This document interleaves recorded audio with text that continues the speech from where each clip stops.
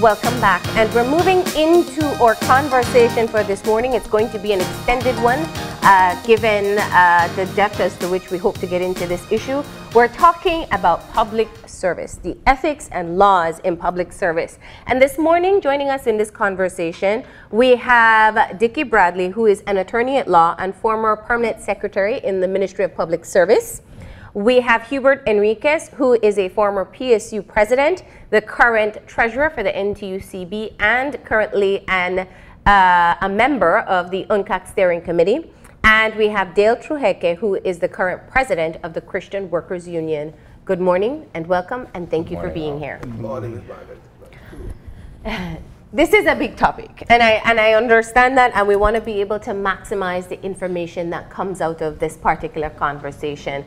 Putting it into context, of course, there is the ongoing inquiry into the Auditor General's report on the Immigration Department and the visa scandals. So we have been hearing a lot about public servants and what they did do, what they didn't do, what they thought they should have done.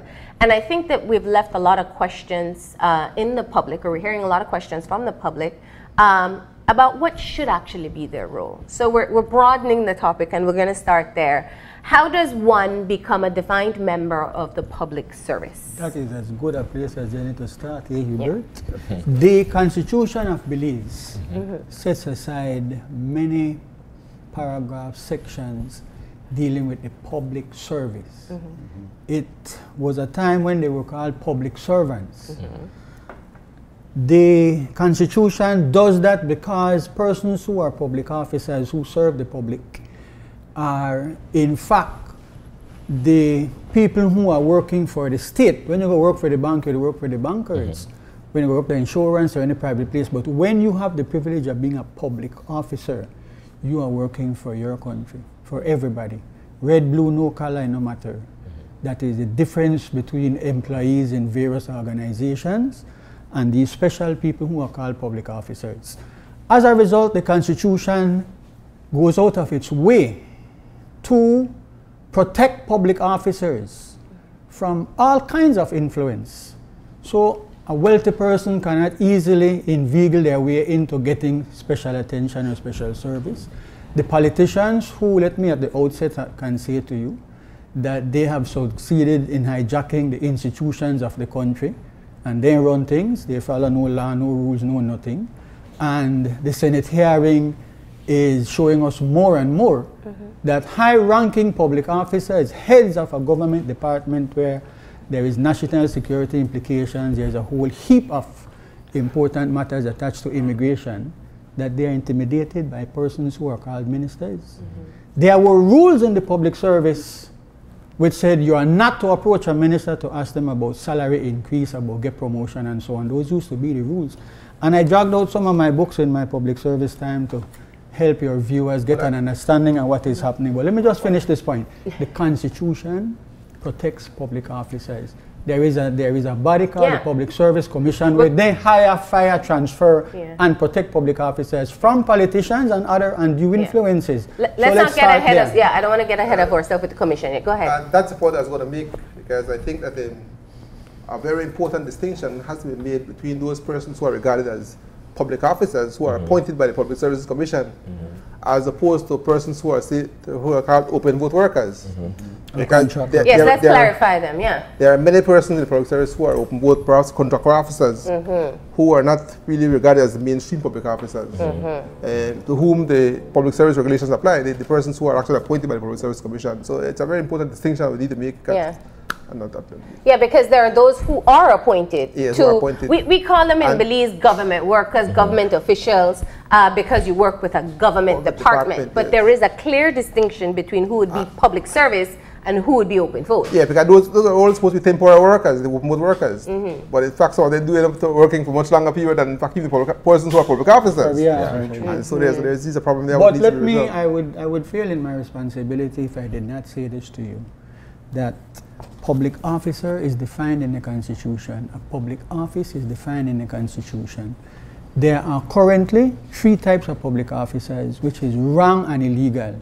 You have the career public officers who are appointed by the Public Services Commission, which is the only body that can hire and fire and promote and discipline. Yeah. Then you have, as my brother is saying, the so-called open vote workers, meaning they don't go to Public Service Commission. The original idea of the bill and road, you need 40 people to work on the road. Somebody in the Ministry of Works has the authority and money is allocated only for that project. The law don't recognize that. The Constitution says once you are paid by public monies, you are public officers. So really they should go to the Public Services Commission and ask them to temporarily appoint people who will work on a road, a bridge, some kind of government project that lasts for the period of the money. They're not there perpetually. But that is a big argument. I know you've been fighting this from day one. So let me go on to just say this. There is another category of public officers that have sprung up purely through the politicians called contract officers. They hire their cronies on a contract. You get a 2-year contract. So it means you're not an employee, you have a formal contract. Well, you are not a public officer in the strict terms of the word, but you work for the public service. You're not above the law. You should actually follow under all the rules and so on. But listen to this. They get, it's what, 20% of their salary? This contract says that when the contract ends in 2 years' time, you get 20% of your salary.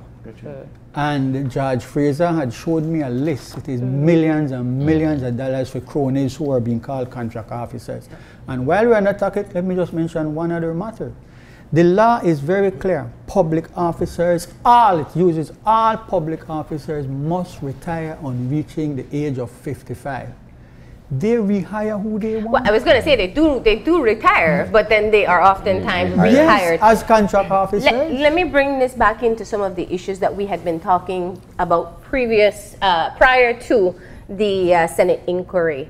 The NTUCB, the unions, have been on a mission for quite some time in being able to get full disclosure as to who is working within government departments. The issue of the high public wage, what we pay out as a country to the entire body of people who are working within government departments, has been one that has been flagged by the IMF, if you want to go there. But even when we look at our budget on our own, we know that there's a lot of money going into these salaries and benefits.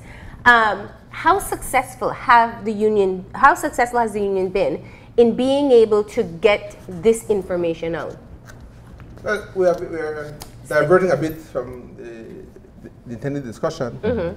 But I know what happened is that there was a committee which was set up between the government and the unions to look at the matter of cost savings. Because what was agreed to was that it was based on that cost savings. A formula was actually derived where if there was an excess, the government and the union would share the excess. And so that is in fact how the last time the unions were able to get a salary increase. So that it isn't based on cost of living, it's based on actually savings that are actually derived from budget. And so I would say yes, there have been some savings as a result of which the public officers have been able to get their salary increases. It is a I would say a very good method of giving increases, because it encourages the public officers to make savings in the public service. And so I think it's a good measure. And it does show that in fact there are some savings. But no savings will occur at the expense of the contract officers. No, that's a lot of money. The government of Belize is described as this robust machinery. Not robust. Huge. Huge. Okay, I'll give you that. A huge machinery. Tragic. Right? And within that, there is this idea that it is also too top heavy in terms of the number of people who function within the various ranks of the government. Is it a situation where we in Belize would be, as Belizeans, would probably be better served if we were able to sort of trim the fat, which would include maybe perhaps either getting rid of some of these contract workers or reducing the contracts that they are individually receiving? My response to that would be this. The established public officers, the ones who are appointed in accordance with the Constitution, those are positions in the service that we know are needed. Anything outside of that, like how Hubert talks about the open vote, those are not necessarily needed. They should only be appointed for short projects, etc. Yeah. And as for contract officers, as far as I'm concerned, they're appointed at the whims of the politicians. So they can go, and some of the open vote can go. The open vote system, don't make we mince no words, is used for political patronage, strictly. And the contract officer is a higher level. So if you're on trim, those gotta go. But we know that the mainstream public officers, the PE staff as they call them, those are the positions that we need. So if the IMF, which government don't say, they know to follow that. If we have to follow what they say, those are groups you go after. But you're not going after one small group of people, because open vote people are not paid the best wages at the expense. So you don't cut contract at the expense of the open vote and vice versa. You can't touch the public officers. But let me, I want to try and always keep the discussion on the public service itself, because there are so many things to cover. But let me just to answer this question from another perspective. Listen, my humble opinion, we have too much ministers and too much ministries. The minute you have to give all of your political colleagues a ministry, or you call yourself minister of state, but you have a vehicle, driver, secretary, office, all kind of thing, that is where the waste comes in. Because let's be frank, the open vote workers, a lot of times, they are basically just your regular ordinary workers. But if you cut that big chunk of millions at the top, one example that is always pointed out in the media, there's a Ministry of Housing for the past, I don't know how much years, they build no house. Yet you have the ministry, you have the department, you have the infrastructure is still in place. So the problem is at the top, where the politicians, as I say, have taken advantage of a situation where they are in charge of all institutions. Nothing stand up in their way, which is what the Senate hearings is pointing up to us. Nobody they follow no law, nobody they follow no policy, no nothing. They want to sell visa, then sell visa. They want to sell passport, then sell passport. If they have to change the law to do it, then do it. So a lot of the waste is at the top of the organization. It has to be. There were the good old days, and I'll come to, in fact, maybe I should do that right now. The public service, like everything in the country of Belize, is run by laws. Everything, every ministry, there is a law that governs them. Agriculture, forestry, post office, immigration. Every ministry is run according to law, and something is written down somewhere. Public officers, as a large group of employees, which are thousands of people in this country, are governed by rules and regulations. I saw one of my brother bought one there. I brought some to show your viewers, the public service regulations of 2014. All the details are in these things. They are required by law. Public finances, money, is controlled by many laws. It started way back in the Finance and Audit Ordinance of 1992 or 72. We have the control of public expenditure. There's a whole book how you control. This is not free money. This is not the ministers' the money, you know. So let's understand what kind of organization we are dealing with. And let's understand the intent behind these laws, one would assume. Yes, because good point, yes. If you are essentially employed within government service, it is very important that you know that you are working for the country and not for the temporary leaders who will be put to manage the processes. Now, the Public Service Regulations and the Public Service Commission is established to be able to do so. And I do have to say very clearly, we attempted to get the PSU president here as well. We were unsuccessful in making contact. But you also have the Public Service Union that is established for public service workers as well. So there is a whole separate system that is established so that there isn't or there shouldn't be a sense of obligation to the persons who are elected temporarily into a post or appointed temporarily into a post. Or fair. Yes, or let's or fair.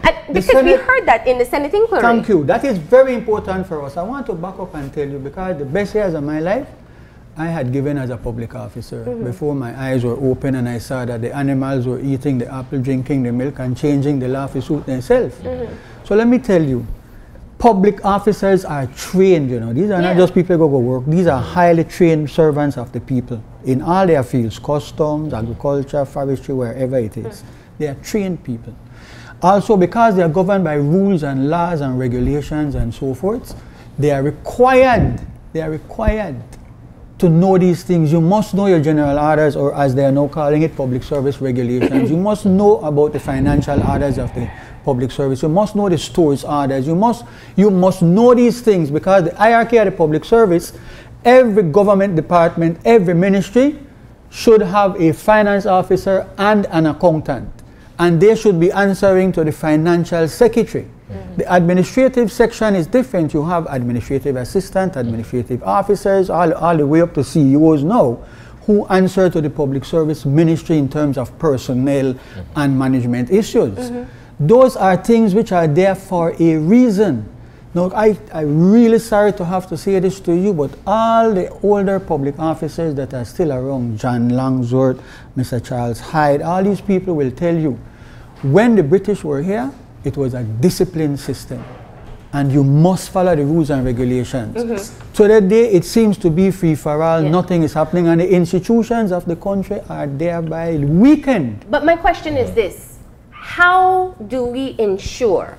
And there's always an assumption made sometimes that somebody is hired and they know what they're supposed to do. But how do we ensure that public servants or people who are working within these different departments are aware of the regulations? And I want to ask you that, Mr. Enriquez, because you were the former PSU president. What kind of education takes place that, or reinforcement of knowledge that they have within the unions, that public service personnel know that they are accountable to the commission and to abide by the regulations, and not necessarily the minister for the particular department? Yeah. Well, let me say first of all, Marilyn, that in fact, when you look at the regulations, there is what they call a code of conduct of public officers. And that speaks to several things, including, for instance, looking at not allowing your integrity to become the question. In fact, it says it there. Yeah. In fact, it's also in the Constitution. It isn't only in the regulations, it's also in the Constitution, where these are the conduct that is expected of not only public officers. In fact, it includes judges as well as ministers of government. They are to abide by this Constitution, which talks about the code of conduct. And it speaks about not allowing themselves to be, the integrity to become the question. It talks about not allowing your office to be used for private gain. It talks about the compromise of in the fair exercise of their official functions and duties. You're not allowed to do it, to compromise of a fair exercise of your functions and duties, or to place themselves in positions in which they could have a conflict of interest.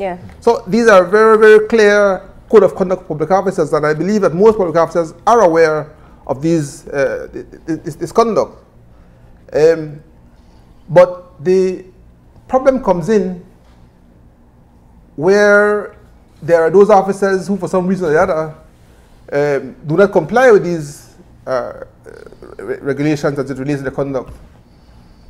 And it creates problems because those ones who do not comply, for whatever reason, are viewed upon by, it seems to me that nowadays that the ones who do not comply are viewed as darlings for the senior officers. And they are given extended favors, and it creates a situation where there is resentment in the public service, resentment by those officers who actually comply. And so I believe that this is really the crux of the matter, because on the one hand you have public officers who want to comply with the regulations, and there are those who don't comply,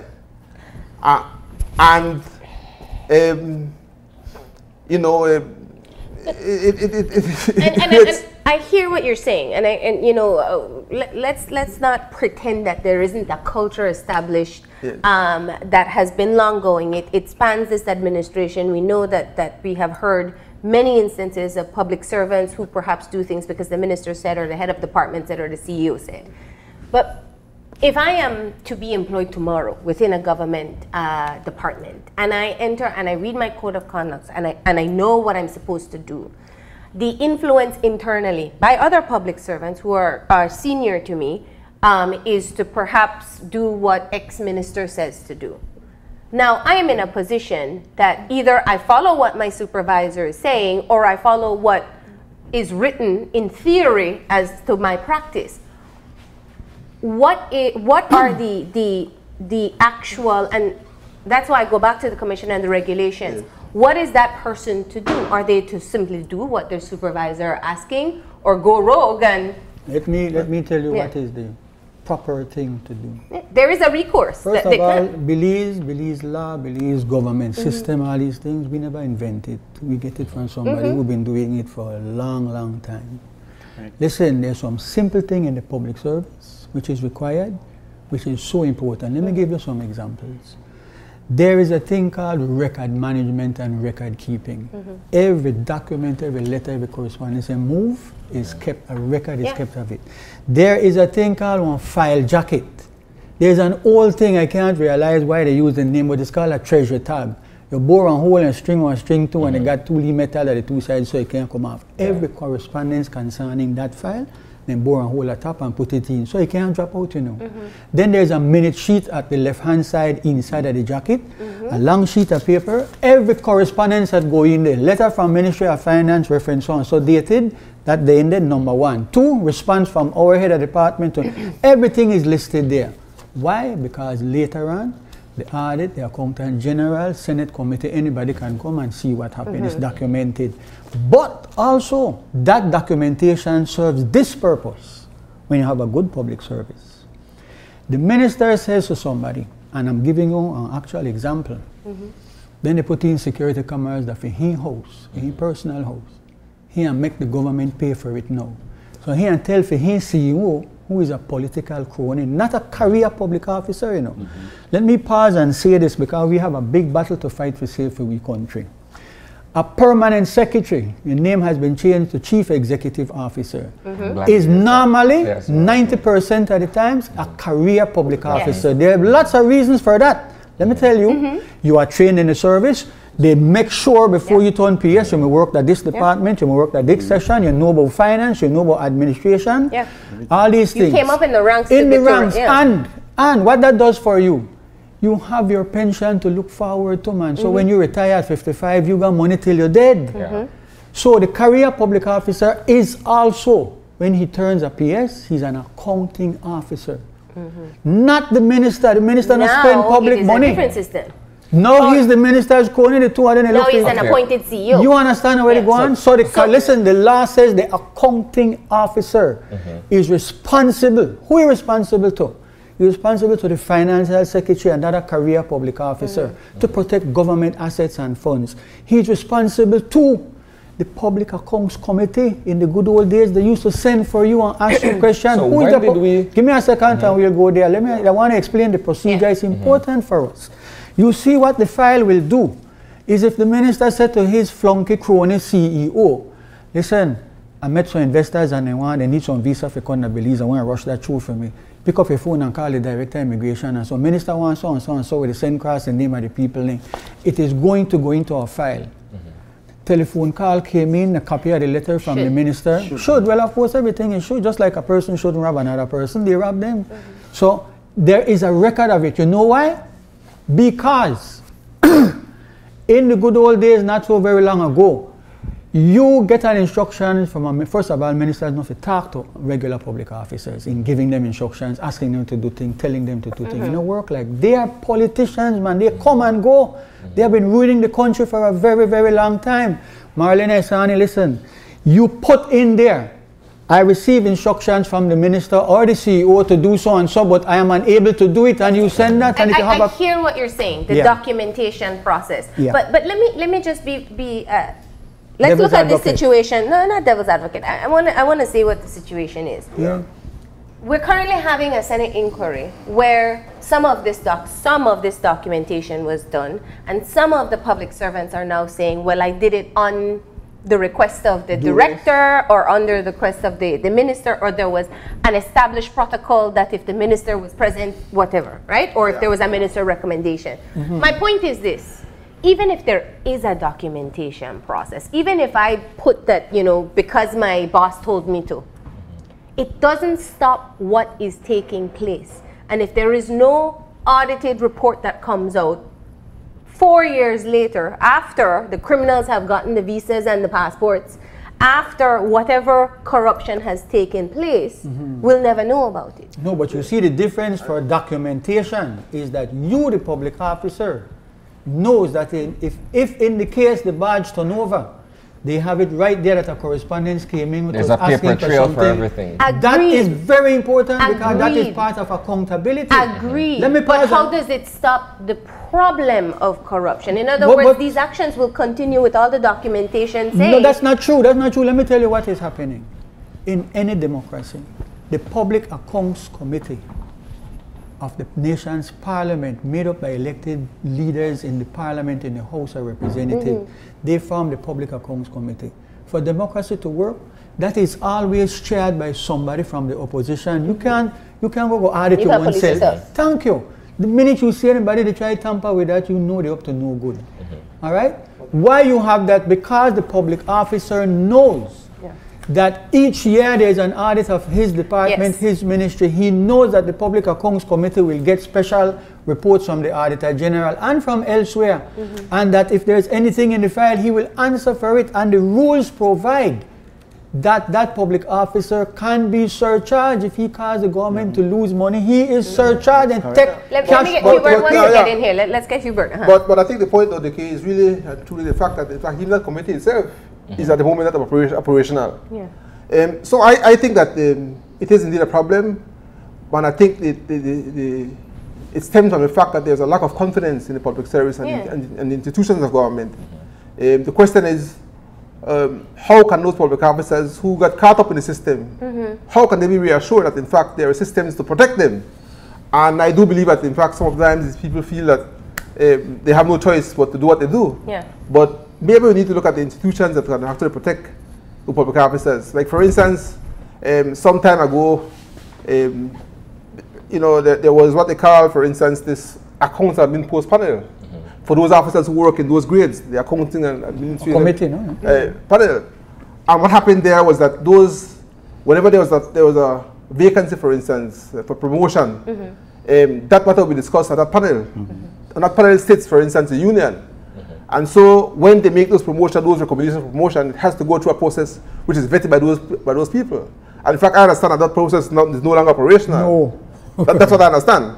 So that it seems to me that what needs to happen then is that there needs to be some system set up to assure officers that in fact their interests are going to be looked after. And that they don't suffer. And I think that's the point that I'm getting at. If I am asked to do something that I know, I've read my regulations, I know it's not the way it's supposed to be done, do I then go to my union? Is my union empowered enough to be able to step in? And you see that person who's on her first day of work who really have no political affiliation whatsoever, she is doing what she's supposed to do. That is the fear, I think, that I was going to come to that, because there are several layers of protection. Like for instance, that's one, for instance, and there's also at the level of the Public Service Commission itself. Because as a public officer, you have a right for appeal to the Public Service Commission. And in fact, even that commission itself sits the union representative. And the two parties. Exactly. And so there are those recourse, but also if there's a personal grievance, the PSU, for instance, has a person who works full-time at their PSU office to deal exclusively with matters of grievances for officers. Mr. Davis right now sits on the committee. And I know, for instance, also that, and I've left for quite a while now, but I know, for instance, that on a regular basis there are meetings with the Ministry of Public Service, I think on a monthly basis or so forth, to discuss grievances. And so there are these mechanisms set up to look after those. We're talking two things. But I think the point I need to make, though, is that I think that the public officers need to be made aware of these things. And somehow I get the feeling that in fact they're not as aware. There are two ways to approach the problem that we're seeing. You can expect a top-down approach, which for me, I don't think that would be the way to go. But if you have an empowered public service who are aware of the protection mechanisms in place, who can feel secure that they will receive their salary and feed their children and send them to school still, or even we have heard from public servants that they didn't want to be transferred. Maybe they get sent to a whole different district and have to Or they uproot their want to be life. transferred. But I'm saying that there are all these fears and threats that exist that perhaps they don't know the protections that are in place. I mean, this is a good faith assumption. Perhaps they collect whatever from the side and they go ahead with doing the behavior that they shouldn't. There's so much things to say. I know we're jumping around and so, because this is a big issue, but let me say this. Clearly, the ideal of what we want, which is where you keep hammering to saying, yeah, but how so and so and so. It is obvious by now in 2017, especially to the union leaders who are here, both of whom have extensive experience working inside the public service. Yeah. It is clear that things are not the way they ought to be. It's clear. It's clear that it's clear to the public. Huh? It's clear to the public. Oh yes, well the man out, the so-called man out in the street can see right away there's something wrong with the system. So this is what I don't understand. At one level, it is very clear that as a country, the institutions, not just here, you know, let me just give you one example. Let me want to use this too. Good thing it comes to my mind. Yeah. In December, Judge Gonzalez, I say no call no name, but it's a public matter. Judge Gonzalez retired after giving all his years of service as a judge, former magistrate, DPP, so on.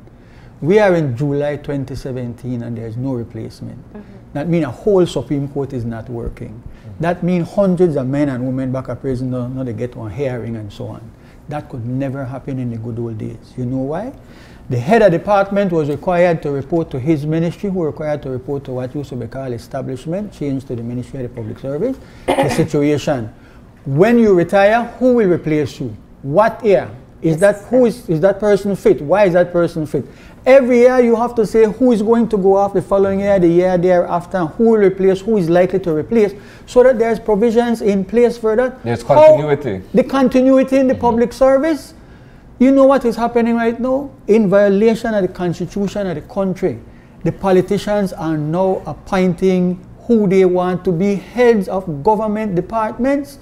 You can see the trouble that happened in the immigration department when they found a way to intimidate these senior immigration officers that they think I have to find out. So let's go back to the question that is asked. Public officers must be trained. Yes. If you're working in customs, there are training courses for you to know what are the customs laws and how you fit in and how you are top. Every government department, you are trained. I brought a photograph I found looking for a book the other day. The man on the right of this picture was my boss. I am very, very fortunate as a human being to have worked with Charles Hyde, who is the Postmaster General. Just for the records, the person here is the young Said Musa, who had just become Minister of Education and Sports and Culture. This is the illustrious Ned Pitts, who is still alive and living on Albert Street, who was the head of the Olympic Association. And this is none other than Mr. Barboin, right-hand man. I don't know if you know who that is.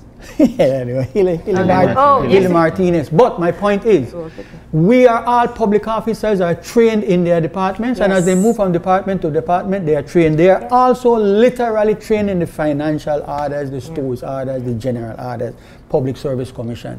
If you have this group of trained people, and they feel that Public Service Commission is going to protect them, they feel the union is strong enough to come in and stop somebody from arbitrarily transferring them, which is a form of punishing people. I mean, we all saw what happened to Chester Williams. He's doing a fantastic job. He gone behind a desk in a dark room somewhere where he's wasted away. That happens to public officers. The reason is public officers need to know the politician cannot punish you. He cannot stop you from your career going up. He cannot make somebody transfer to the department. Once they start to know that, they'll feel protected. If they don't, then you experience what is going down. That politically appointed people come in, then start to have access to files, to decision making, to starting to do things for their political bosses, and then the society suffer as a consequence. I wouldn't say that the public officers cannot, or at least the politicians cannot fire you, but certainly they can make life difficult for persons who want to not carry out their instructions. And in fact, I know of cases where, for instance, promotions that are actually due is withheld, or perhaps at least you know, and even things like transfers, for instance, and so that they use their powers to make it very, very difficult for persons who refuse to comply with their instructions, as opposed to persons who do comply. And so public officers are aware of these things, and in fact, you you know, the question is, how do we go about to manage the public service in such a way that public officers feel empowered, as you mentioned? And this is where I believe the main problem lies. Of course, we wouldn't have to be here, my friends, if in fact we had a good public service. This really and truly lies squarely at the helm of the political directorate, because they should be the ones who set the pace. They should be the ones to have a good management system to ensure public service operate the way it should operate. Because really and truly, the Constitution defines what are to be our goals as a country. And those goals spell out that, in fact, public service ought to work in such a way that it serves everybody, not only the political people. Because the problem we have right now, I will tell you, is the fact that the politicians want to control public service in such a way that their people are served. That is an interesting perspective. And this is where the problem lies. That the system works, but for those that they want it to work for. Exactly. We'll take a break on that note, and when we come back, we'll continue the conversation. Of course, this morning we're talking about ethics and law in the public service. We'll be back in a few to continue this conversation. Stay tuned.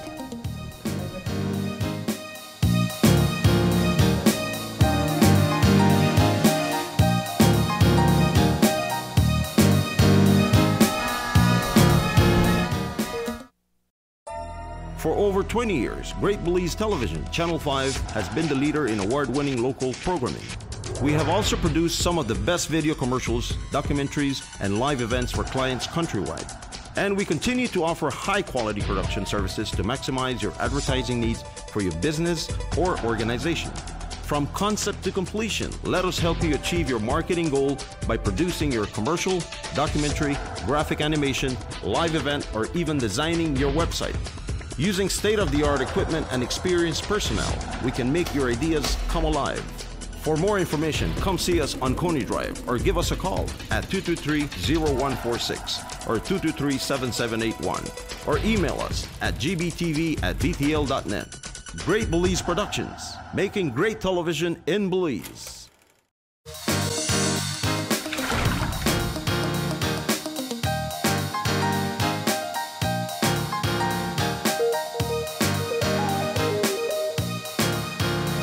And welcome back.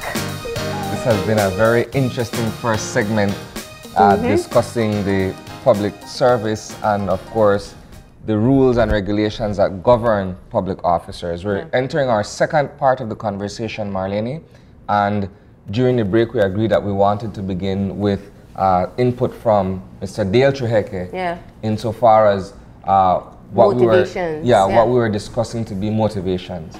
Well, as I was saying, motivations for public officers to do things they do, whether it's illegal or legal, we have to look at one reality. Human nature being what it is, some people do things out of greed, some people do things out of fear, some people do things for other reasons. I was giving you the example of a situation where I have somebody just promoted to a new post. So the person is just going to learn the job. Now, this happens daily in the public service. This person is now faced with a situation where he or she may have done something wrong because of error in judgment.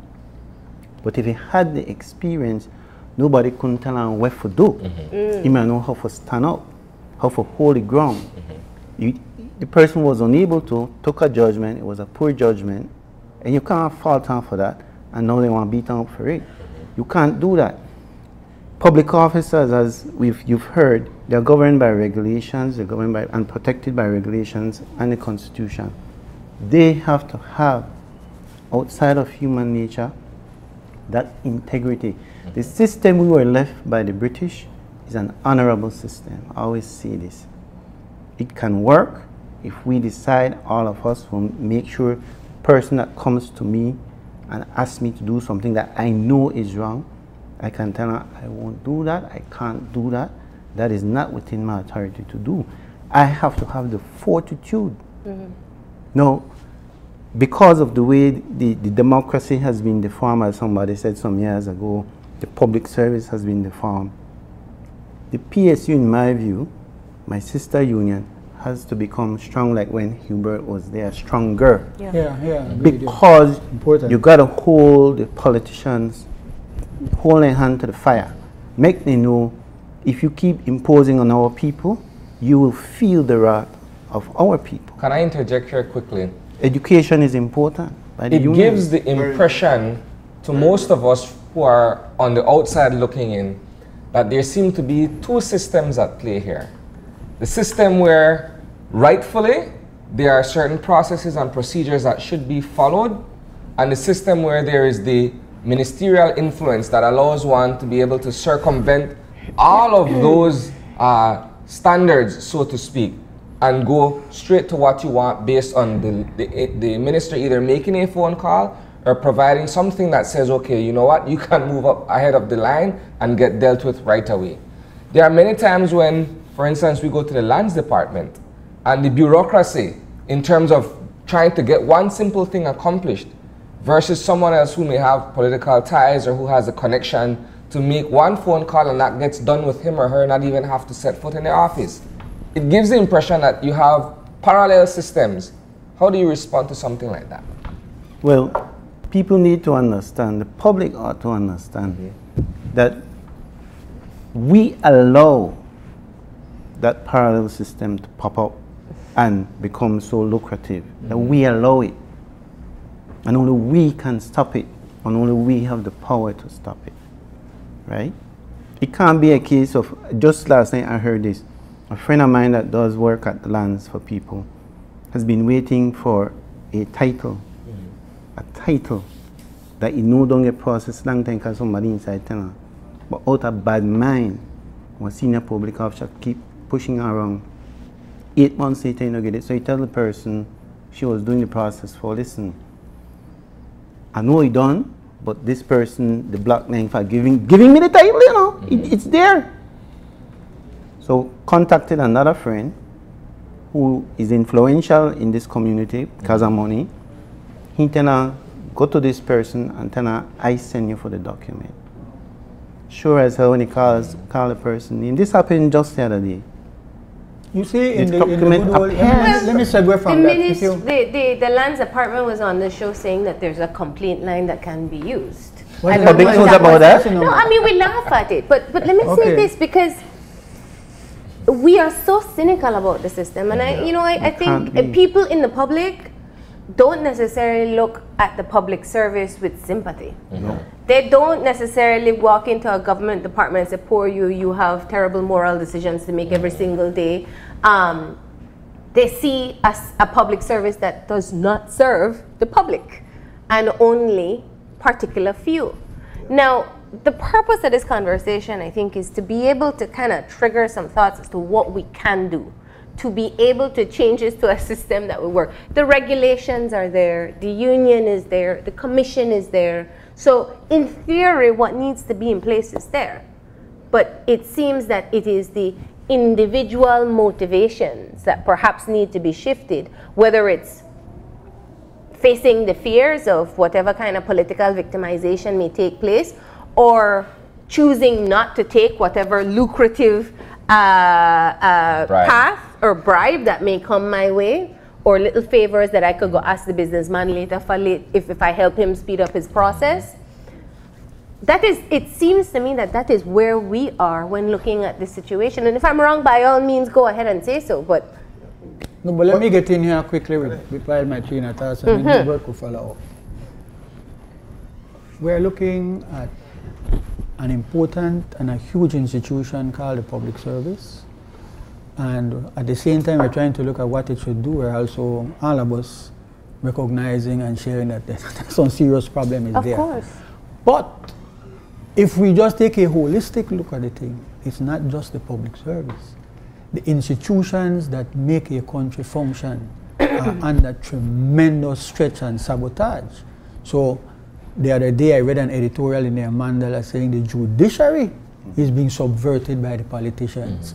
Excuse me, the twin sister to that is violence and chaos. If you believe that the man could make one judge send you to jail or make you not go to jail when you're guilty or things like that, people want to take the same view you say, they take at the public service. I really want a piece of land, me and my girl and get married, I could have chance on so you know, again, no way. You know the politicians, both parties are guilty. You know the politicians, you can't make an application for a piece of land in your country where you born, your mother born, your grandma born, your great-great-grandmother and so on. So without getting a letter of recommendation from a politician who is supposedly your area representative? How do you get in at that, man? Isn't it supposed to be an impartial, transparent procedure? You know, I made a note of something. I have a client, he tells me that next year he will have $1 million in his account. What? Just from vegetables? He said, boy, Dickie, this is a big money. He gets a permit through a second person because he's not a favored party person. He make one person front for him. A lot of this goes on, and I want to come back to the issue of corruption. He gets a permit to bring in vegetables from across the Mexican border. He trucks them down here, puts them on a barge, and they are taken out to San Pedro to service the tourist trade, just bringing in vegetables. He says the minister has a lot of cronies in different villages who he passes out. This one will get so much, that one, and get so much, that one. Presumably they make a donation to him when his politics is coming along and so on. That is an example of what is wrong with the system. Guess what? For you to be a policeman, if you don't get one letter from a particular minister, they don't consider your application, you know. For you to get a job in the public service, in fact, you don't apply. They hardly, let me tell you, the law is, or should be, if it's not written there, that every vacancy in the public service must be advertised to the public. Yeah.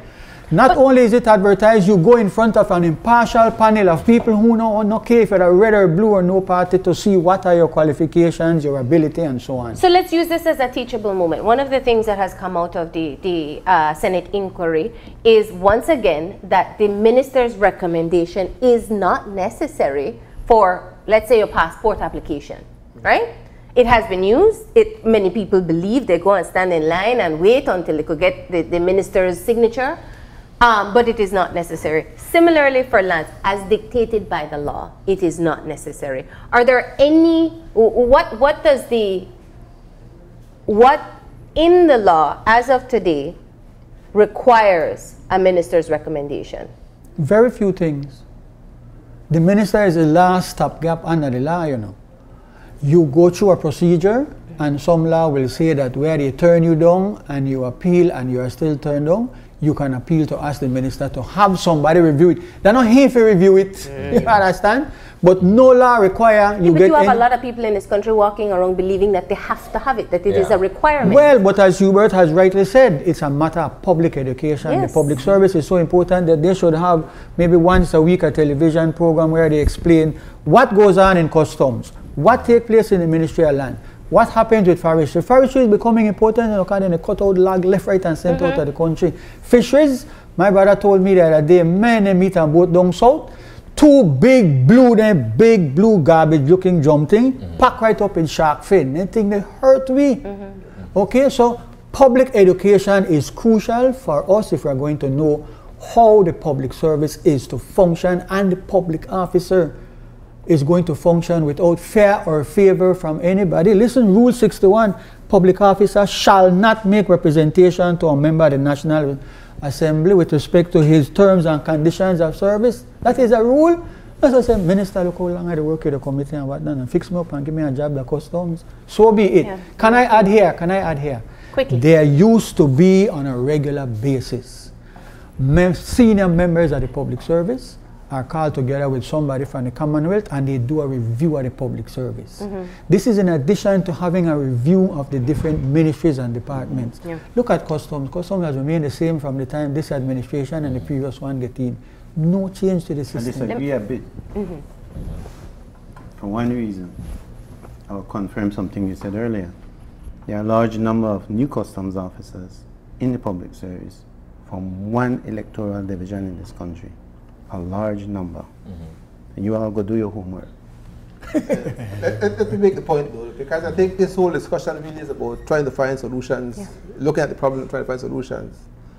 And it is my view that whilst the politician may think that in fact he's gotten away because he's been able to erode the public service to the extent that he's able to control and have them to do what he wants them to do. His biddings. The manifestations are clear. Like, in fact, even now as we speak, if we look at our country's economy, if we look at the IMF report, if we look at several indications, the country is doing very badly.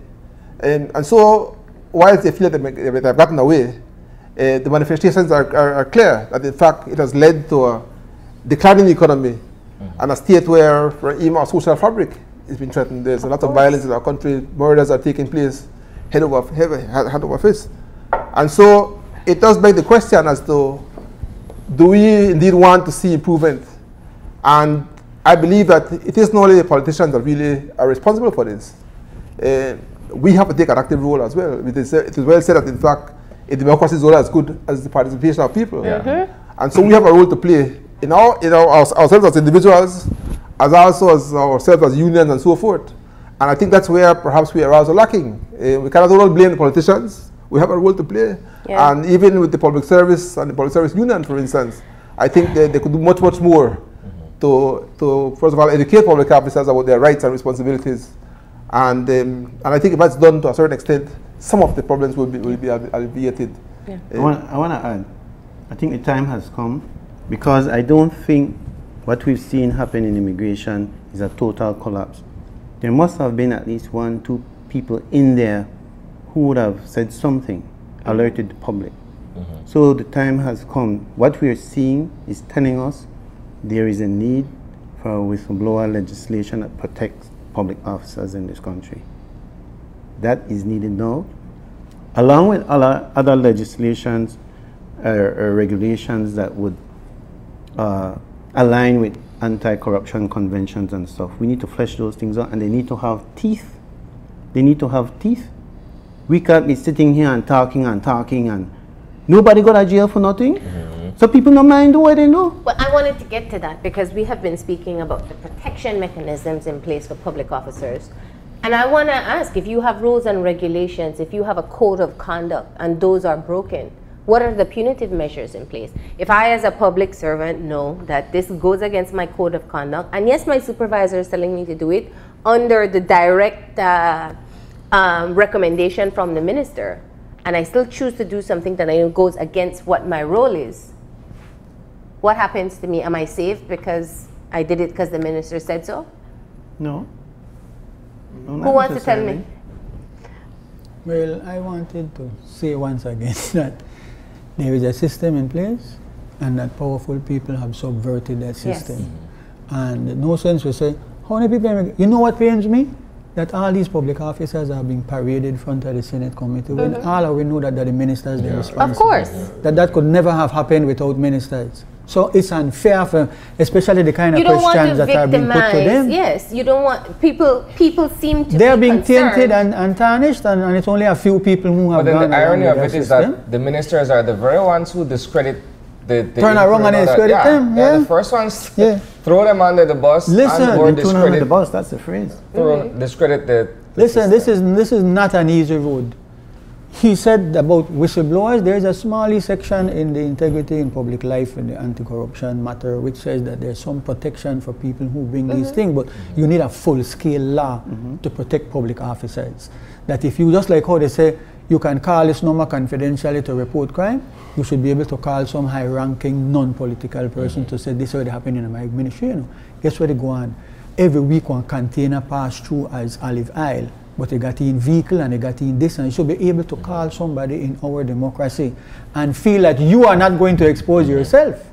So the ideal as to the kind of system we should have and what we actually have, listen, I'm going to disagree a little bit because an uninformed electorate and uninformed people can't turn around and deal with problems which we are to know. This morning I came across a phrase in Luke, the Gospel according to Luke. I say, oh no, liar. Jesus cussed up liars, you know. He just had harsh words to say. So the thing is that those who know have to try and help. And this is one big topic where we can't solve, but we are going to shine some light on what is going on because we want it to be known that there is remedy, there is a process, there is a procedure. We just don't have anybody in our country who want to stand up for what these things are about. We don't want to sound political and say, oh, they may promise with transparency and accountability and they may go on machines and all that thing. But our country is in a big problem, and one of the problems is the professional needs and nature of the public service has been subverted, so you will see these things happen. Listen, we don't even have an immigration policy. What is an immigration policy? Who can come to the country? Who can visit? Who can become a citizen? Who can? Nothing, everything just to flow day to day like that. We don't have a population policy. How much people we want to live here in the next 10 years? How will it benefit? Who will be those people? Do we want to balance the ethnic groups, or we're going to continue on this trajectory which will take us down the road of racism and race problem in the country? Nothing to go on, you know. This is the problem we have. The persons who are put in charge, both parties. Can I tell you something? The Public Accounts Committee is made up of the two political parties. Nothing is going on with none of them.